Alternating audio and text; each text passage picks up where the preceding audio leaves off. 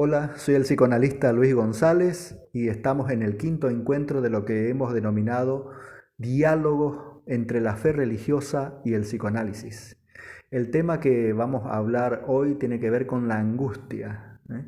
La angustia es una emoción que es la única que no miente, es la única emoción que no se puede simular, que no se puede falsear. Se puede simular que uno está enojado, se puede simular que uno está triste, se puede simular que uno tiene miedo, se puede simular que uno está alegre, de que uno ama.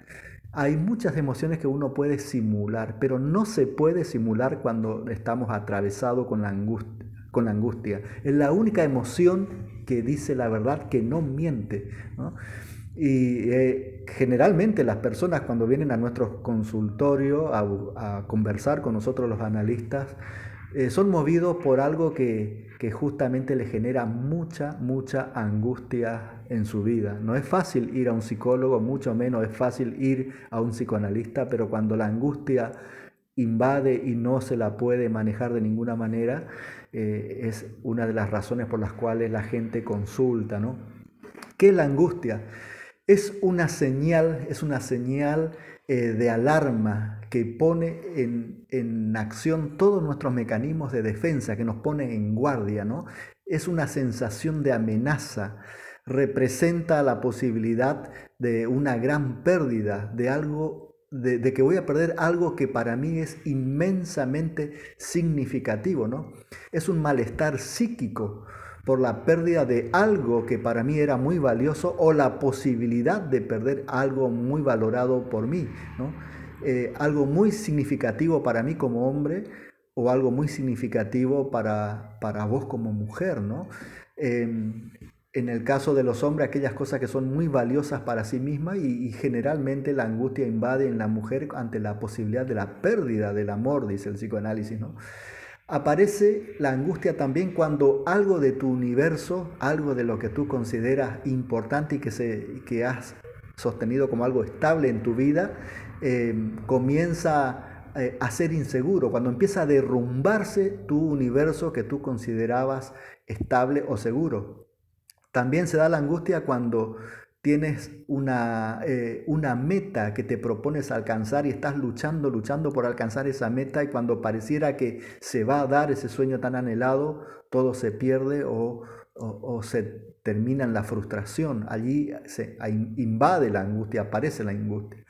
La angustia. También la angustia te indica de la posibilidad de que algo te va a perjudicar, ¿no? O de la posibilidad de que algo te va a generar un gran daño. Generalmente la angustia tiene que ver con la incertidumbre. Es una molestia, un dolor psíquico tan intenso que incluso se manifiesta en el cuerpo. Y generalmente es una incertidumbre en varios puntos, ¿no? Una incertidumbre ante la amenaza de la pérdida de algo significativo. ¿Qué es esto? La posibilidad, la amenaza de la pérdida de un trabajo que es muy significativo, que tiene que ver con mi vocación y la posibilidad de que yo ya no pueda ejercer aquello que tanto amo o no pueda desenvolverme en eso que para mí es tan valioso y tan importante. Ante la amenaza de perder eso, entro en angustia. También la angustia se presenta ante la amenaza, la posibilidad de la pérdida de la salud física o de la salud mental. Cuando hay gente que tiene terror de volverse loco, perder la razón. La persona que va ante un diagnóstico y le dicen de que tiene síntomas de que posiblemente tenga Alzheimer en el futuro. Esto genera una tremenda angustia. El miedo a perder la razón lleva a una angustia realmente muy fuerte o a la pérdida de la potencia física, ¿no? A la posibilidad de la pérdida de un hijo o de un ser querido cuando está en un hospital en una situación grave, cuando sale el médico de la unidad de cuidados intensivos y menciona tu nombre para darte un informe. Allí invade la angustia ante lo incierto de lo que pudiera suceder, ante la amenaza de la pérdida del amor, ante la amenaza de la pérdida de una pareja, ante la amenaza de la pérdida de una gran amistad, ante la amenaza de la pérdida de la fuerza física, de la pérdida de la juventud. de la pérdida de la libertad, ante la amenaza de la pérdida de la propia vida, aparece la angustia, ¿no? La angustia.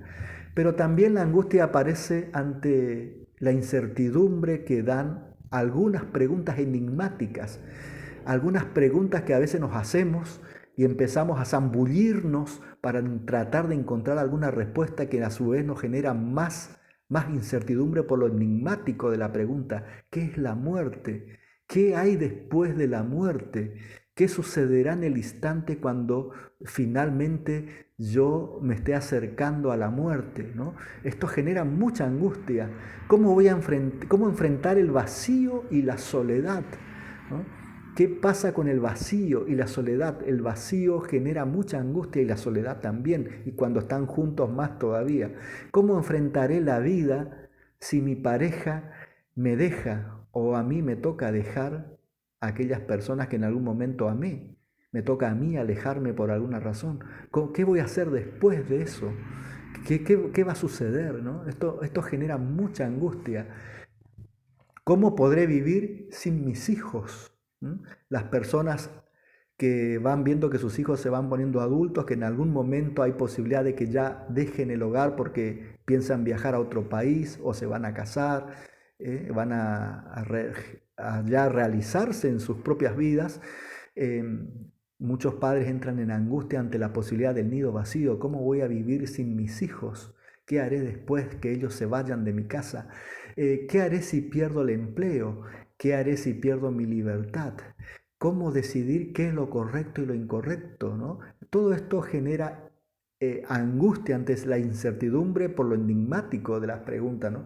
También la incertidumbre cuando aparecen conductas en los otros, en las otras personas que para mí son muy significativas, conductas en esos otros que para mí son inesperadas, enigmáticas, desconocidas para mí, y aparecen esas conductas y me generan angustia cuando empiezo a preguntarme qué querrá el otro de mí, qué querrá mi madre de mí, qué querrá mi padre de mí.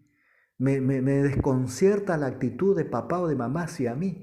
Me desconcierta la actitud de mis hijos. ¿Qué querrán ellos de mí? Me desconcierta la actitud o ciertas conductas de mi pareja. ¿Qué será lo que está pensando mi pareja? ¿Qué le estará pasando por la cabeza? ¿Qué querrá de mí? Em, ¿Qué querrá mi hermano? ¿Qué querrá mi amigo? ¿Qué querrá mi jefe de mí? ¿Qué querrá mi empleado de mí? Lo empiezo a notar extraño, ya no se comporta con la lealtad que lo veía antes. ¿Qué estará sucediendo en su cabeza? Y esto genera angustia ante el desconcierto de la conducta ajena. A veces también nos angustia el silencio de Dios. Cuando le pedimos a Dios algo y no hay respuesta, ¿qué querrá Dios de mí? También aparece mucho la angustia cuando hay incertidumbre ante la propia culpa de una transgresión personal de uno mismo, ¿no? Cuando uno es consciente de que no ha hecho las cosas bien y uno se pregunta cuáles serán las consecuencias de mis actos.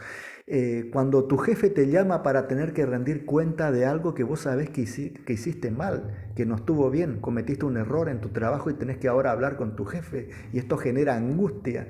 Cuando te toca enfrentar a un juez o a un jefe de policía por una transgresión que vos sos consciente que cometiste. Cuando tenés que contarle a tu médico la verdad de tus malos hábitos. Y ahora que tu salud está en riesgo y al médico para que te pueda salvar la vida tenés que decirle la verdad. Y esto genera angustia, encontrarte con tu propia verdad por la culpa, ¿no? Cuando tenés que darle la cara a tu pareja porque ella ya descubrió una infidelidad o un acto deshonesto tuyo y tienes que dar cuenta de tu acción y tenés que hablar con tu pareja al respecto.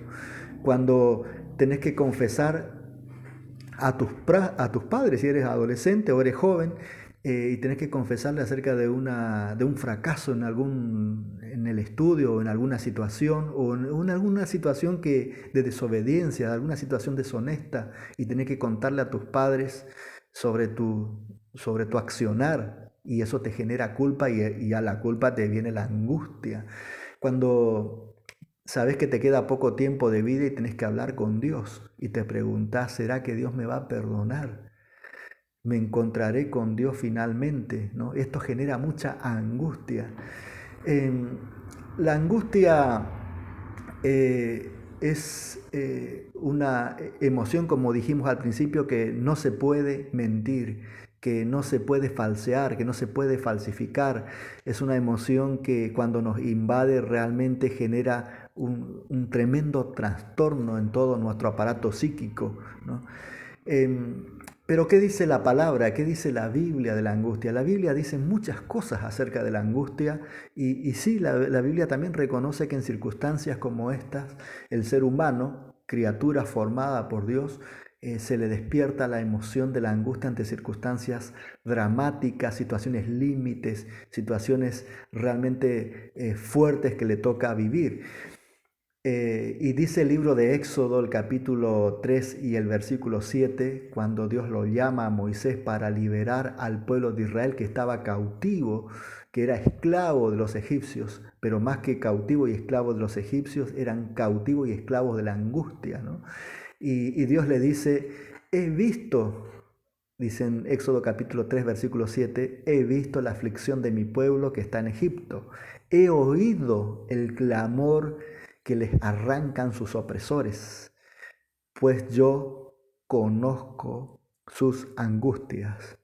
Y esto realmente es significativo para la gente que tiene fe, para los que tenemos fe, de saber de que hay un Dios que conoce todas aquellas cosas que nos pudiera generar angustias, que Él puede entender y comprender la angustia de su pueblo, la angustia de sus hijos, que Dios no es sordo ni ciego ante las angustias de su pueblo o de sus hijos, que Dios conoce las angustias y Él escucha nuestro clamor cuando estamos en angustia y quiere ayudarnos a enfrentar nuestras angustias. Por eso David en el Salmo capítulo 50, versículo 15, dice lo siguiente, tratando de poner las palabras de Dios o tratando de poner en la voz de Dios las siguientes palabras. Invócame, dice Dios, en el día de la angustia.